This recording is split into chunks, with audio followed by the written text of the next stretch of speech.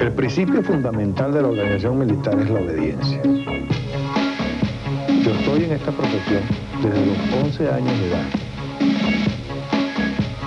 Me tocó vivir 18 años en submarino. Yo tengo el defecto de ser duro, pero también sentimental. Tengo una historia académica a través de la escuela de guerra y que me permitió ver el mundo de otra manera. Doy gracias a eso, a esa oportunidad que me dio la vida dentro de la Armada. O sea que yo no tengo ningún resentimiento. 29 de enero de 1994, una decisión.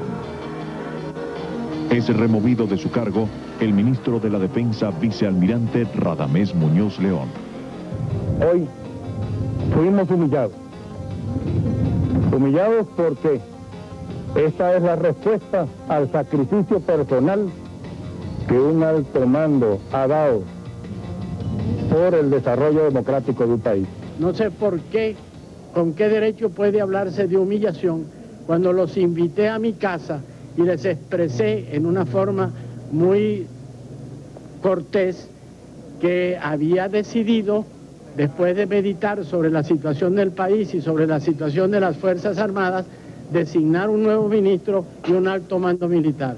Y lloro por dentro por mi pueblo, porque no sé qué traerá un gobierno precario, elegido por un escaso 8% de toda la posibilidad del país, o del 16% de la posibilidad electoral, que comienza precariamente por fracturar una institución que está al servicio de la patria. Lo único que quiero agregar es que esas declaraciones han demostrado fehacientemente ante la opinión pública y ante todos los venezolanos lo acertado de la decisión de designar un nuevo ministro.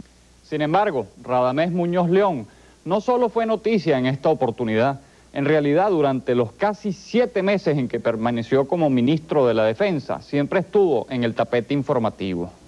En agosto de 1993, ordenó abrir un juicio militar a Pablo Medina por vilipendio e injuria, luego que este diputado de Causa R señalara que militares activos estaban propiciando un golpe de Estado. Fue como si ambos personajes se declararan la guerra. Yo creo que todo este problema ha surgido simplemente por la ligereza en algunas opiniones y en el señalamiento de nombres de personas que han probado su vocación de servicio, su profesionalidad y que se han ganado sus rangos y sus cargos a base del esfuerzo. Ese mismo mes, también ordenó otro juicio, esta vez al comandante Francisco Arias Cárdenas, por haber dado declaraciones políticas a la prensa sin su autorización. En septiembre de 1993, es criticada la actuación de Muñoz León en la marcha de las universidades, durante la cual falleció un vigilante de la UCB. Los estudiantes se responsabilizaron a los ministros de Defensa y del Interior de lo ocurrido. Hicimos lo que teníamos que hacer, de tomar las prevenciones correspondientes para evitar cualquier acto vandálico contra la ciudadanía. En octubre, el vicealmirante Radamés Muñoz León pidió abrir una averiguación a José Vicente Rangel, quien señaló que el para entonces ministro de la Defensa tenía en sus manos los nombres de 4 generales conspiradores, asunto que había ocultado al presidente de la República, Ramón J. Velázquez. Como yo he sido acusado de tener los nombres, he venido a rendir mi declaración como un ciudadano común, me he quitado la investidura que me da ser ministro de la Defensa y la potestad de contestar esto a través de un cuestionario de una manera indirecta para que no se piense que se estoy en este instante desviando o preparando algún tipo de esquema diferente. Para entonces, el tema del sobreseimiento a los militares golpistas del 4 de febrero y 27 de noviembre era un asunto sobre el cual Radamés Muñoz León había fijado posición. No se puede institucionalizar el golpe de Estado. A estas alturas, surgió un impasse entre el vicealmirante y el doctor Rafael Caldera, luego que este último cuestionara al exministro por sus constantes incursiones en el campo político y sus declaraciones. Ministro, el candidato presidencial de la Convergencia señaló recientemente en relación a sus declaraciones que estas declaraciones habían sido infelices. Quería escuchar su opinión sobre esto. Bien, yo no lo oí directamente, sino la referencia que tengo en la prensa. Pero si eso fue así, deploro el lenguaje utilizado por alguien quien aspira a la presidencia. En noviembre, Muñoz León vuelve a hacer noticia al hablar sobre una lista de conspiradores, aunque semanas atrás desconocía su existencia. Yo no puedo señalar con nombres y apellidos estas personas o estas organizaciones.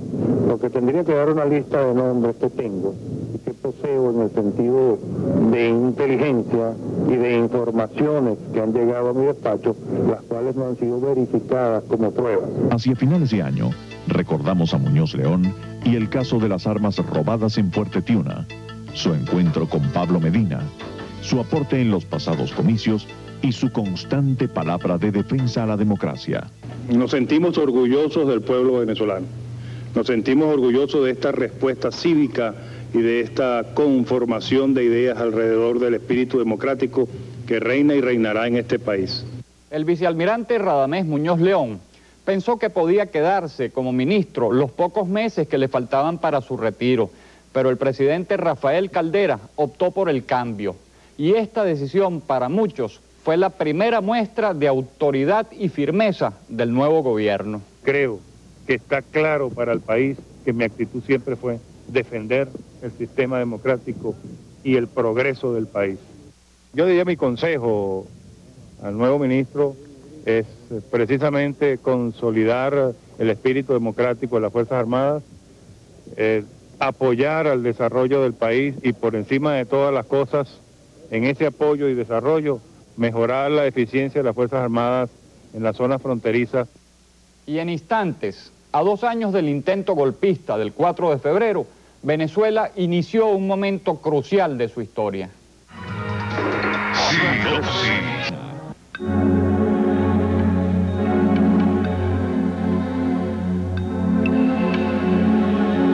5 años después.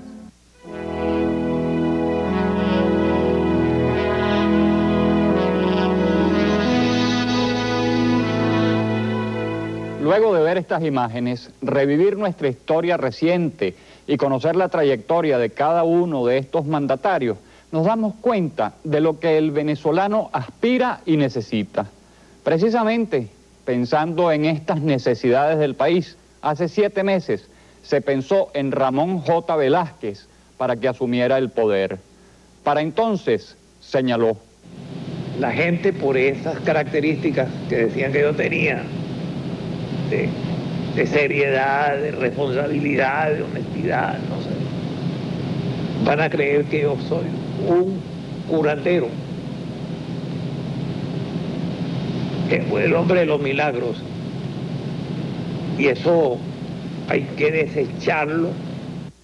Sin embargo, pensamos que Ramón José Velázquez sí hizo un milagro, y es que en medio de rumores golpistas, de amenazas terroristas, del constante deterioro de la calidad de la vida y la desesperanza, hizo posible que todos los venezolanos apreciáramos nuevamente valores que habían sido echados en el olvido. La honestidad. Podré errar, podré fracasar en el empeño, podré ser inferior a la misión que me habéis encomendado en hora tan conflictiva para Venezuela. Pero podéis estar seguros de que éticamente jamás defraudaré vuestra confianza. La humildad. La satisfacción que me embarga la siento como simple ciudadano, el mismo que volveré a ser dentro de pocos días y el mismo que traté de no dejar de ser durante estos meses. La vocación de servicio. Entrego tranquilo el mandato. En mis manos no se perdió la República. El agradecimiento. Envío una vez más las gracias al pueblo de Venezuela por la forma como asistió a las gestiones de este gobierno. Este fue el mejor legado que nos pudo dejar Ramón J. Velázquez. A pesar de los errores que pudieron cometerse durante su gobierno, este hombre puso en evidencia que se puede hacer política de otra manera, mucho más transparente y ejemplarizante. A él, nuestro reconocimiento por haber asumido el reto y por su valioso aporte a la historia y a la democracia. en el imaginario popular se tiene a la presidencia de la República y al presidente como el factor decisivo en todos los bienes y males del país. Si no cambia este modo de apreciar las funciones presidenciales, es difícil que el jefe del Estado pueda ser, más allá de cortos periodos de esperanza, el representante que los venezolanos sienten comprometido con su destino. El doctor Rafael Caldera es lo más bello, lo más lindo, lo más precioso que puede. Y ese es un hombre que va a echar Venezuela para adelante. Eso no es un hombre que cree poco de lacres que están por ahí alrededor de él. Él puso un gabinete honesto, Yo lo admiro y le deseo suerte. Él me conoce a mí. La sencillez y la austeridad caracterizaron el acto de toma de posesión de Rafael Caldera. Sí, juro. No hubo grandes fiestas, ni invitados internacionales, ni presidentes extranjeros, pero sí mucha gente del pueblo que ovacionó al nuevo presidente en los alrededores del Congreso. El discurso de rigor fue un llamado a la solidaridad con algunos anuncios que reflejan varias de las más urgentes aspiraciones del venezolano. Guerra frontal contra el despilfarro y la corrupción en todos los sectores de la economía, tanto en el sector público como en el privado. En líneas generales, el discurso gustó. Pocas fueron las críticas. Lo que sí no gustó fueron los atropellos a la prensa. Suponemos que fue solo un mal momento que no se repetirá. Y una vez como presidente, Caldera juramentó su gabinete. Un gabinete donde hay equilibrio entre novatos y veteranos, todos con excelentes credenciales. Donde no hubo equilibrio fue en la aplastante mayoría masculina. Bueno, quizás 2 mujeres sean suficientes para ese interesante toque que solo ellas saben poner. En total son 28 ministros frente a un gran reto. ¿Juran ustedes, por Dios y por la patria, cumplir la Constitución y leyes de la República y ejercer bien y fielmente los deberes de los cargos para los que han sido designados? Sí. Si así lo hicieren, que Dios y la patria se los premien, y si no, que ellos se lo demanden.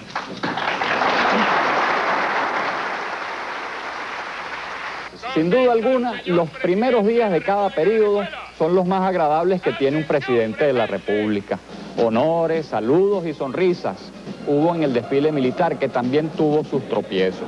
La música no podía faltar, y Eduardo Marturé dirigió la orquesta sinfónica que emocionó al nuevo presidente cuando tocó el bolero de Ravel. Melodía que quizás le sirva para inspiración, para meterle el pecho al país. Rafael Caldera asume el poder, encontrándose un país convulsionado, al igual que hace 25 años cuando le tocó enfrentar la violencia política generada por la guerrilla, que finalmente logró pacificar. Actualmente, la conformación del Congreso no es de una mayoría favorable a Caldera, experiencia que ya vivió el presidente en su primer gobierno y que consideró uno de los principales obstáculos de su mandato.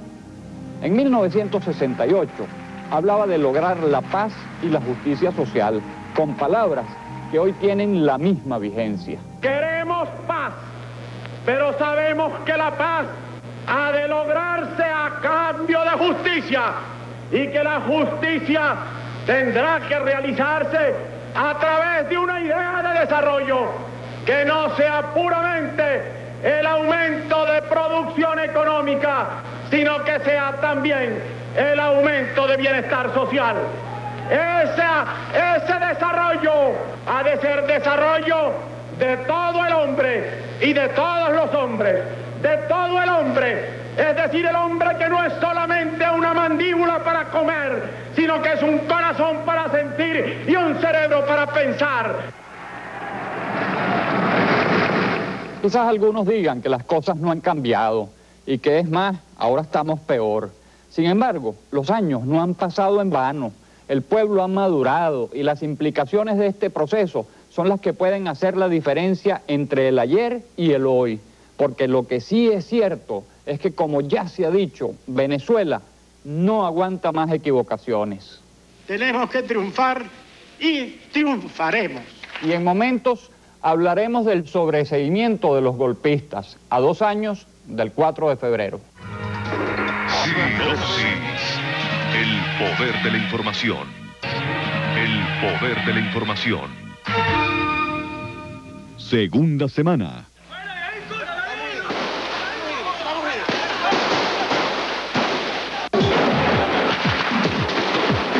No mande más nadie, dígale que no mande a la gente, que no la mande. Estaba visto que aquel paquete de medidas que produjo como primer estallido aquellos terribles acontecimientos no se iba a quedar allí, sino que iba a seguir horadando profundamente en la conciencia y en el porvenir de nuestro pueblo.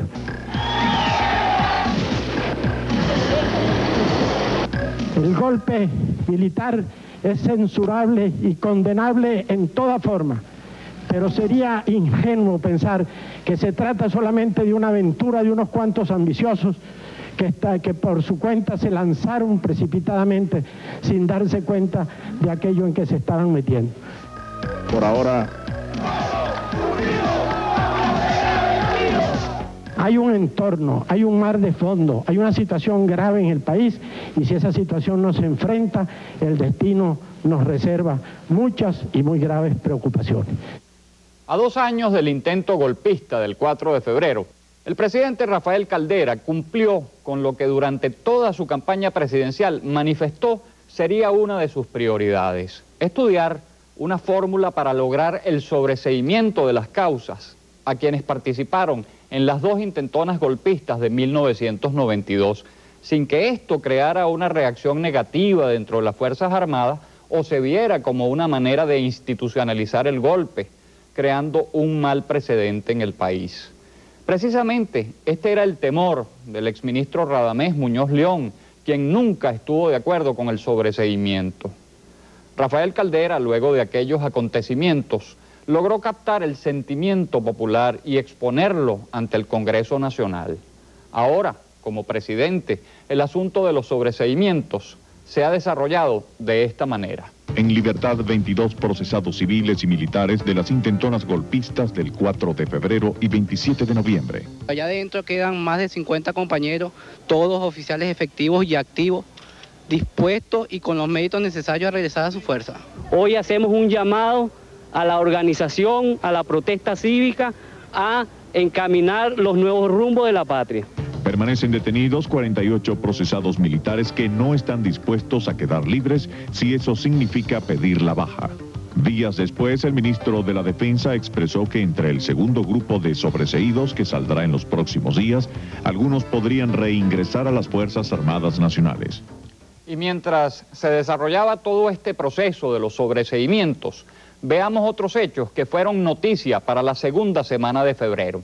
En el caso del narcoindulto, el Tribunal Superior de Salvaguarda confirmó autos de detención a María Auxiliadora Jara de Tarazona, exsecretaria de la Presidencia, Luis Salvador Tobar García, padre del narcotraficante Larry Tobar, y el juez del PAO, Juan Francisco Merchán Mujica. Fueron revocados los autos de detención a Larry Tobar, Guillermo Rosquete, Pedro José Leal Colón, Álvaro Dávila Oquendo, Ezequiel Alfaro López, Ambrosio Jesús Vargas y María del Carmen García de Betancourt. Descubierto archivo secreto del capo Pablo Escobar Gaviria, donde se involucran a personas allegadas al expresidente Carlos Andrés Pérez.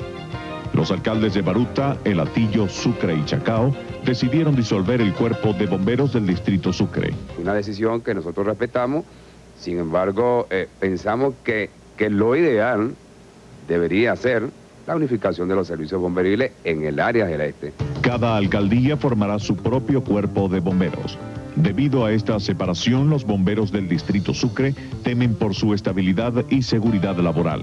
Los alcaldes no entienden la necesidad que nosotros tenemos. Fíjate, nosotros nos cobramos el 18 de diciembre. Brote de meningitis pone en alerta a autoridades sanitarias. Declarado estado de alerta en zona fronteriza por enfrentamientos de la guerrilla en la población de Casuarito, en Colombia. Y otra parte de nuestro territorio donde la situación es bastante tensa es al occidente del país, concretamente en la Sierra de Perijá, donde los conflictos entre ganaderos y la etnia Yukpa se agudizaron hasta llegar a extremos como estos. Muertos 3 indígenas Yukpas en la Sierra de Pericá en presunto enfrentamiento con miembros del ejército. Yo voy a pedir que la investigación se lleve hasta sus últimas consecuencias, porque no quiero delitos sin delincuentes en Venezuela. Si en verdad nosotros, el ejército, somos responsables, también habrá que buscar y sancionar a los culpables de este hecho. El suceso se registró cuando integrantes de una misma familia mostraron resistencia a un presunto decomiso de madera. Ante este hecho, la etnia indígena respondió también con violencia. Arremetieron contra varios hacendados de la zona, quemando potreros y saqueando sus propiedades. Los Yukpas exigen una indemnización por estas muertes, así como tierras y créditos para trabajar. Los hacendados quieren recuperar el ganado presuntamente secuestrado por los indígenas. Nosotros no estamos pidiendo mundo, nosotros estamos pidiendo la hacienda, la tierra nuestra. Han comenzado por exigir algo así como 7 u 8 fincas. Eso es absolutamente imposible. El Ejecutivo Nacional no está en condiciones de pagarlas. Ayuda económica y social dará el gobierno nacional a las etnias que habitan la Sierra de Pericá para tratar de llevar paz a esa zona fronteriza. Muchas veces hemos oído que cuando se quiere insultar a alguien se le tilda de indio, como para decirle inculto o ignorante, lo cual es una muestra del desprecio que una gran mayoría siente por los aborígenes, no solo en Venezuela, sino también en otras partes del mundo. Sin embargo, aquello de la falta de inteligencia queda descalificado ante casos como el de la india guatemalteca Rigoberta Menchú, quien ganó en 1992 el Premio Nobel de la Paz por su lucha en defensa de los indígenas y la reconciliación étnico-cultural en el mundo. Yo considero la violencia también como la miseria y el hambre es violencia. También considero que los niños de la calle es violento, la vida que viven es violento. Y solo me pongo a pensar que hoy quise tener a mi mamá, a mi papá. Estarían muy contentos si hubieran compartido la fiesta. Sin embargo, ellos no están y pienso que también eso ya es violencia. Por otra parte, las vejaciones de que han sido objeto durante miles de años diferentes etnias en todo el mundo parecen estar llegando a un límite. En nuestro territorio nacional aún está fresca la matanza de Yanomamis el pasado año y ahora el ataque fue para los Yukpas. Nosotros tenemos que protestarlo porque si nos quedamos con las manos cruzadas creo que nos van a acabar todo. Mientras tanto, aquí en la capital, el ministro de Relaciones Interiores, Ramón Escobar Salón, asumió un compromiso de marca mayor ante todos los venezolanos, devolver a los ciudadanos las calles que hoy están tomadas por la delincuencia. Hay que devolverle la tranquilidad a la población. Para lograr este objetivo, el ministro de Relaciones Interiores pidió la colaboración de las asociaciones de vecinos. También se reunirá con los párrocos de los sectores populares y fomentará la coordinación entre las asociaciones de vecinos y la policía. Una medida implementada fue la eliminación de carnet con privilegios para funcionarios. Por otra parte, se efectuará un censo para determinar el número de armas que hay en el país. Se realizó un Consejo Superior de Policía en el cual se convino a hacer una política permanente y gradual contra el delito. También se contempló revisar la actual situación de los cuerpos policiales y mejorar las condiciones de quienes allí trabajan. No esperen ustedes que esto lo voy a cambiar en 24 horas. Dicen que el que espera desespera, pero más desesperado de lo que estamos con la inseguridad actual, imposible. Los delincuentes son dueños y señores de la calle y el descaro con que actúan, aunque es común, todavía a veces nos sorprende. Robada por 3 sujetos aeronave en La Carlota. El avión salió en sentido contrario al que usualmente despegan las aeronaves. Regresamos con un recuento del caso Latino a un mes de la intervención de este banco y el video sobre la matanza de delfines en Venezuela, considerado traición a la patria. Termine de matarlo, por favor. Termine de matarlo ya. Sí, por favor. Sinopsis. El poder de la información. El poder de la información. Tercera semana.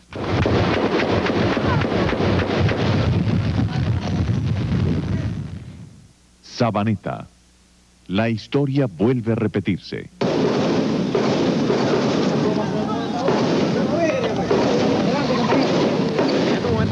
podemos observar cuando efectivos de la policía del estado Zulia auxilian a uno de sus compañeros, el cual fue herido.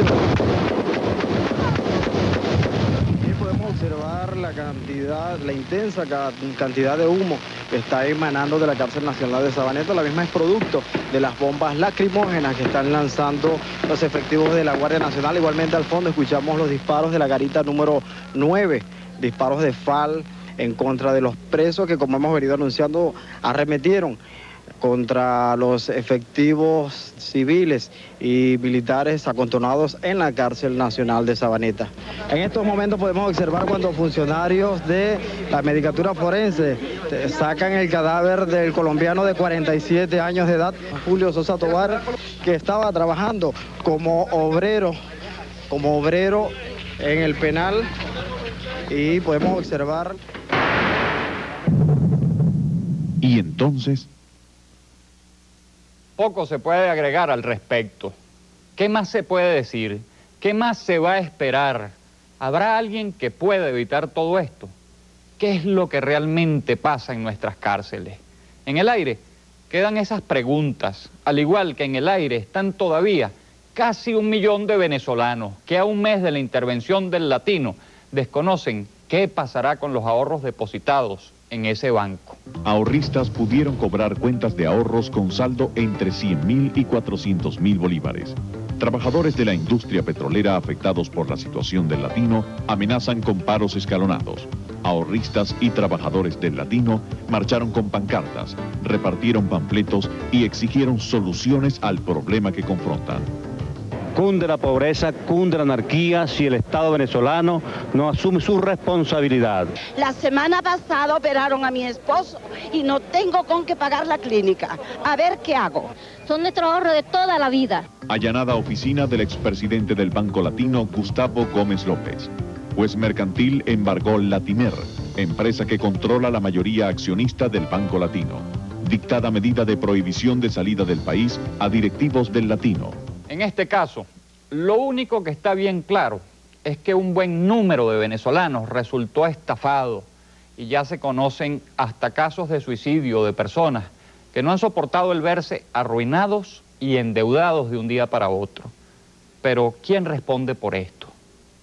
Apenas se supo lo de la intervención, el expresidente del Banco Latino, señor Gustavo Gómez López, salió del país y dijo que no sería chivo expiatorio de la justicia venezolana.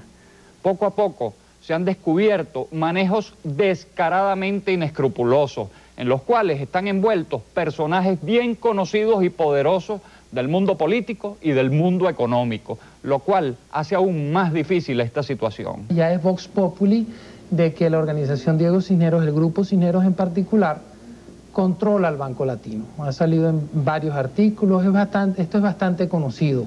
Aquí se informa de que el Banco Latino le prestó, dice aquí, al grupo Cisneros, 16.000 millones de bolívares para la compra de Televen y Omnivisión. Ahora bien, si Ricardo Cisneros ha sido directivo del Banco Latino y la ODC, como se dice, controla al Banco Latino, para mí esto es un crimen que hay que investigar las responsabilidades.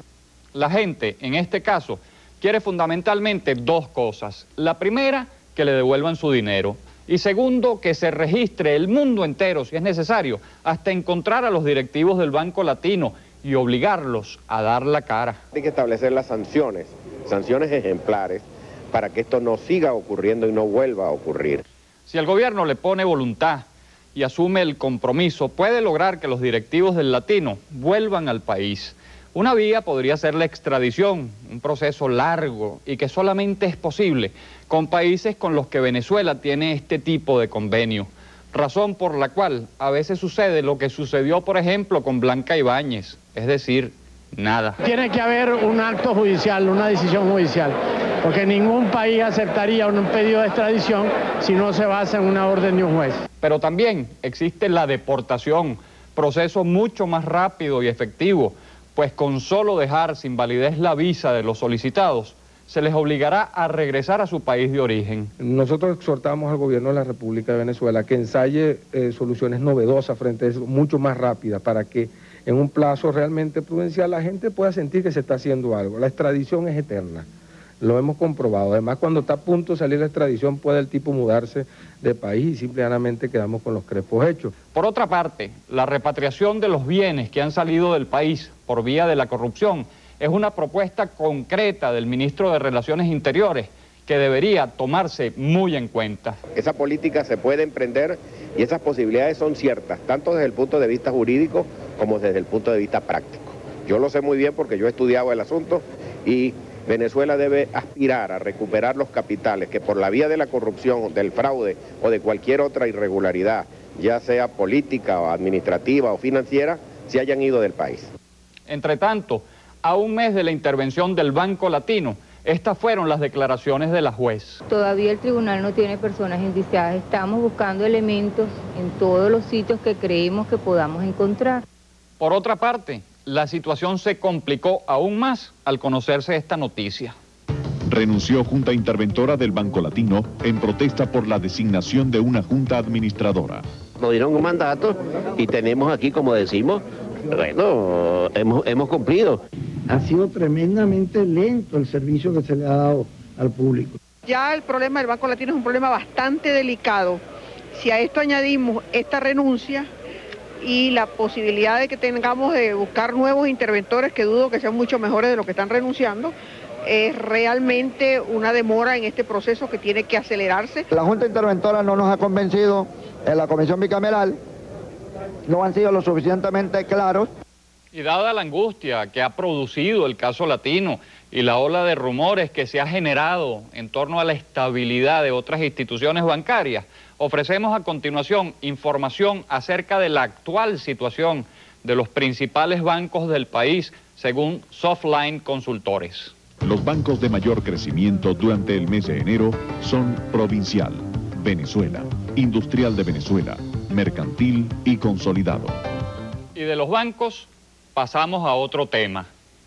El pasado mes de noviembre, el para entonces embajador de Venezuela en Washington, Simón Alberto Consalvi, solicitó abrir una investigación en torno a un video transmitido en Estados Unidos sobre la matanza de delfines en Venezuela, el cual ocasionó todo un escándalo entre organizaciones ambientalistas norteamericanas y dejó a Venezuela muy mal parada.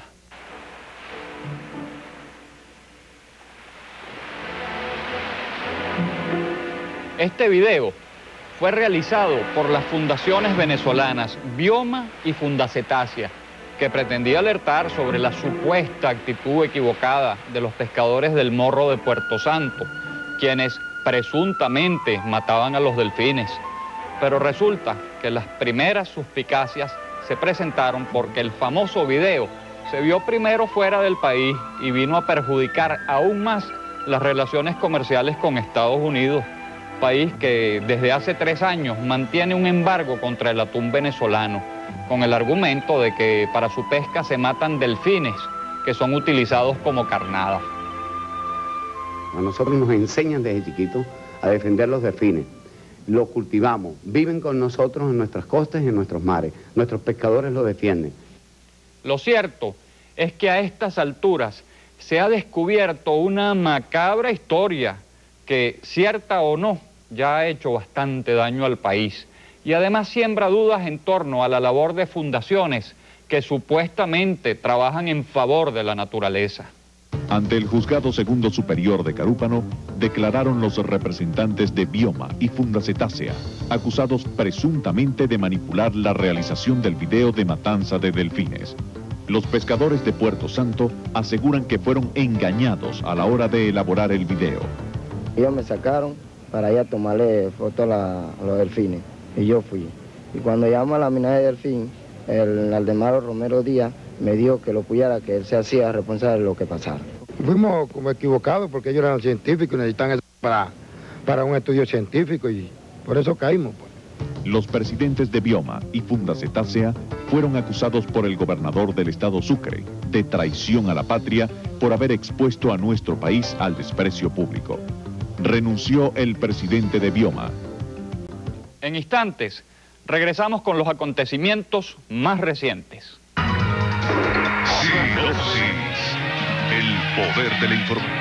El poder de la información. Cuarta semana.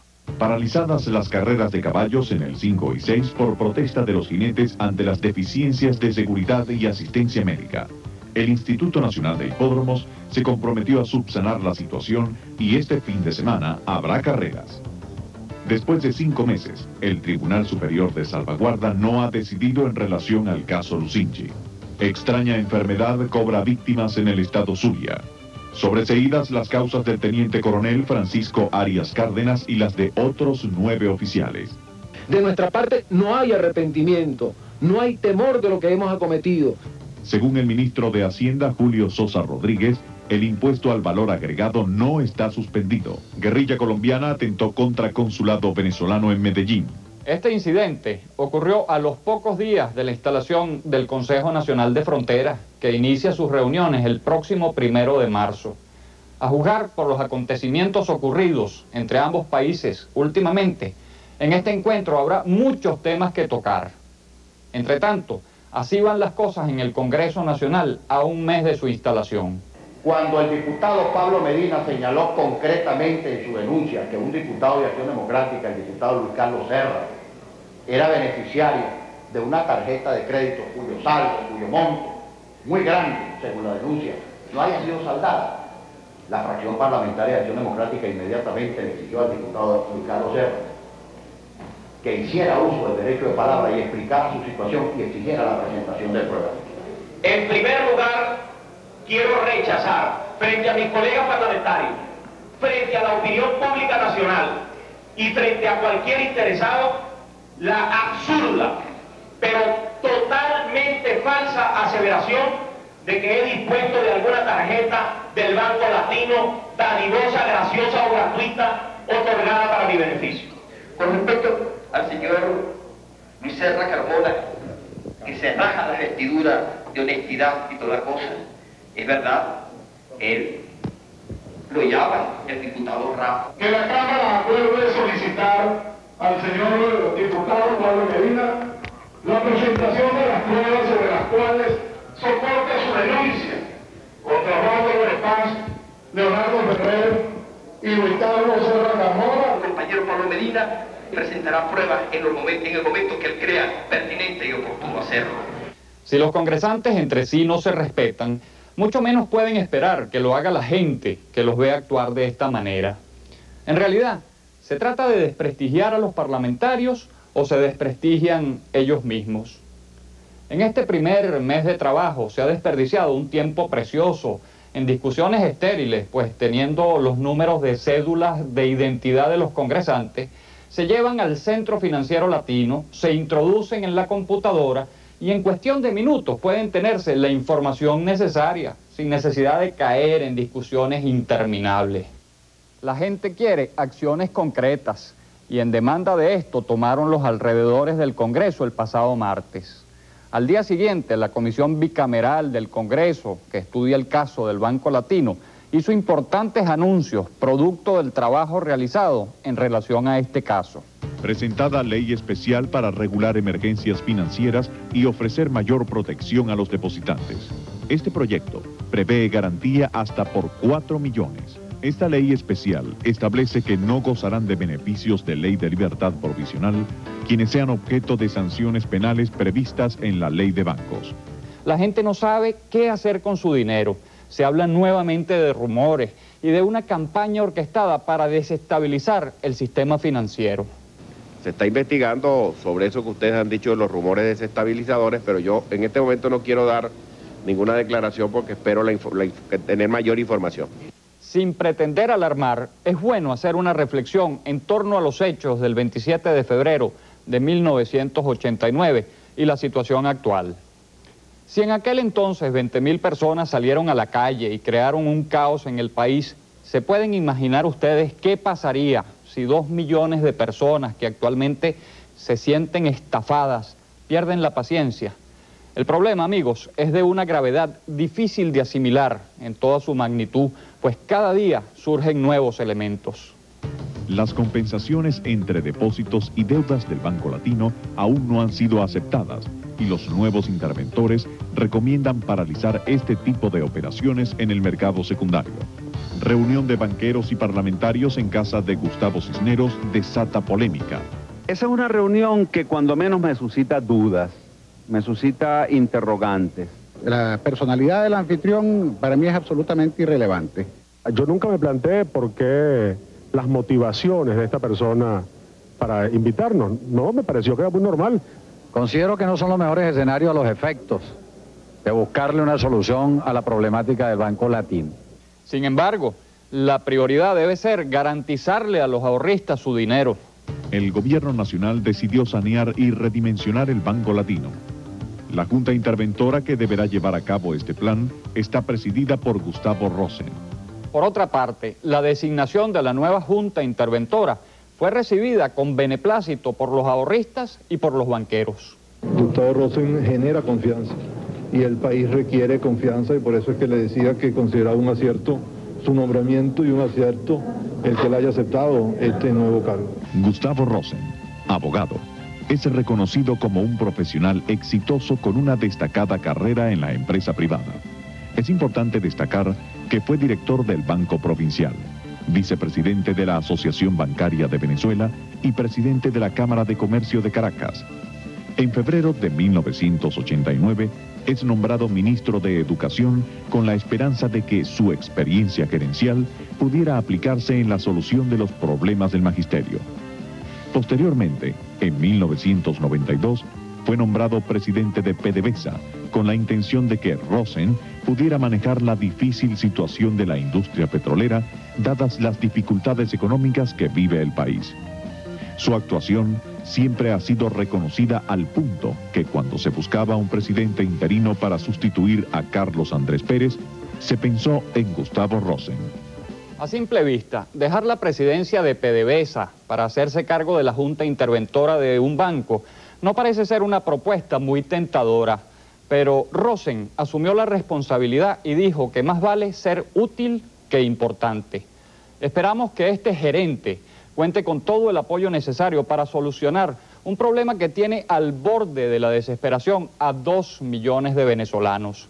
El objetivo es lograr tranquilidad y rescatar la confianza, palabra clave sobre la cual se sustenta todo el sistema financiero. En este sentido, los banqueros también asumieron un compromiso. Nosotros creemos con firmeza que es un deber del Estado venezolano y por supuesto de la banca contribuir a ello, a que se rehabilite y se reestructure el Banco Latino en beneficio de todos los depositantes y ahorristas que confiaron en ese banco. El reto es la confianza y en este sentido ojalá se hagan realidad las palabras del presidente Caldera que ahora queremos repetir para que queden en todas y cada una de las personas que tienen en sus manos resolver este drama. Tenemos que triunfar y triunfaremos.